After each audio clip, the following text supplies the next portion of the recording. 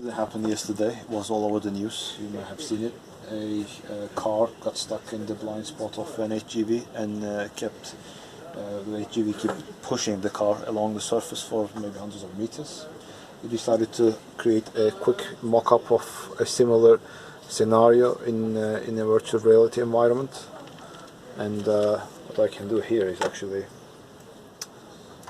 put my headset on, put myself in a rough similar position to what driver may have been seeing, and where I'm sitting at the moment from my current position I actually cannot see the vehicle at all unless I go up a bit and then suddenly the vehicle appears. And these direct vision problems can cause quite a bit of incidents like this, and it's quite unbelievable really how much the driver is missing in this position. Obviously it all depends on the seating position, how much is visible, and the mirrors.